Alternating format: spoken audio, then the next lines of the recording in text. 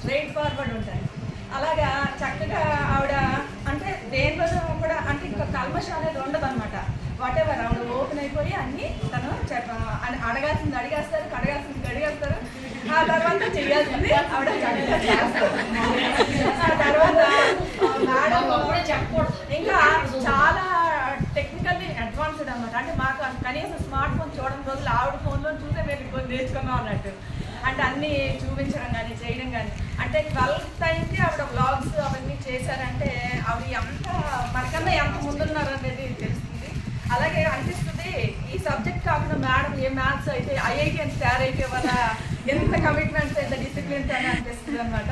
ఇలా చాలా చాలా చాలా ఉన్నాయి మేడం గురించి చెప్పాలంటే. అంటే ఒక ఆవేదన ఉంటుంది, పిల్లలు నేర్చుకోకపోతే ఒక ఆవేదన అనమాట. అంటే వాళ్ళ టైం వేస్ట్ అవుతుంది. అలాగే ఎంతోమంది స్టూడెంట్స్కి లైఫ్ ఎలా అంటే మన సబ్జెక్ట్స్ అన్ని చదవచ్చు, మానేయచ్చు. 10th తర్వాత వాళ్ళు చేయొచ్చు, చేయలేకపోవచ్చు. కానీ ఆవిడ సబ్జెక్ట్ మాత్రం తర్వాత వాళ్ళు ఏం చేస్తారు, యూజ్ చేసుకుంటారు, లైఫ్ యూజ్ చేసుకుని వాళ్ళు ఎంతోమంది టైలర్స్ లాగా చక్కగా సెటిల్ అయ్యారు. కాబట్టి ఈ విధంగా మేడం చేసింది ఒక గ్రేట్ సోషల్ సర్వీస్ అనమాట. సో ఈ విధంగా ఆవిడకి అంటే ఇంకా అసలు రిటైర్మెంట్ అని నేను అనుకోను. మేడంకి రిటైర్మెంట్ లేదు, ఎందుకంటే ఆవిడ ఇంకా చేస్తూనే ఉంటారు. ఇది స్కూల్ సర్వీస్కి ఎండ్ అవ్వచ్చు కానీ సోషల్ సర్వీస్కి బిగినింగ్ అవుతుంది. సో మేడంకి నా బెస్ట్ విషెస్ తెలియదా. మొట్టమొదటిగా 10,000 శుభాకాంక్షలు.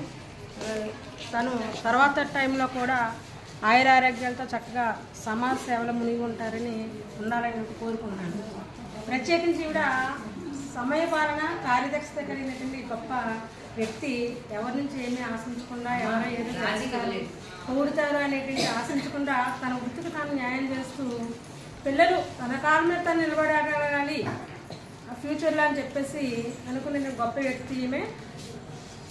అలాగే తను కూడా తన వృత్తికి న్యాయం చేస్తూ పిల్లలకు కూడా మంచి విద్యని అందించడంలో కృత్యురాలు అయ్యారని అనుకుంటున్నాను. అలాగే ముందు కూడా తనకు చేతనైన కాడికి ఆరోగ్యపరంగా చూసుకుంటూ భవిష్యత్తులో సమాజంలో మరికొంతమందికి తన సహాయ సహకారాలు అందిస్తూ ఇంకొంతమంది తన కాళ్ళ మీద తను నిలబడగలే శక్తిని సామర్థ్యాన్ని ఇవ్వాలని కోరుకుంటూ భగవంతుడికి ఆమెకి మరి ఆయురారోగ్యం ప్రసాదించాలని ఈ సందర్భంగా ఇంకొకసారి 10,000 శుభాకాంక్షలు తెలియజేస్తున్నాను. మేము 2018 డిఎస్సి మేడం గారితో ఉమారాణి మేడం గారితో అనుబంధం 4 ఏళ్ళే. కాకపోతే మేము చిన్నవాళ్ళం కాబట్టి ఆవిడంత అనుభవం లేదు. ఆవిడ మమ్మల్ని కంపల్సరీగా బ్లెస్ చేసి వెళ్ళాలి. అది ఏంటంటే ఆవిడ ఉన్నటువంటి శ్రమ, పట్టుదల, పట్టు విడవకుండా చేసే ఆవిడ డెడికేటెడ్ వర్క్ కానీ అలసట ఉన్నా లేకపోయినా ఆవిడ ముఖంలో మంచి చిరునవ్వు.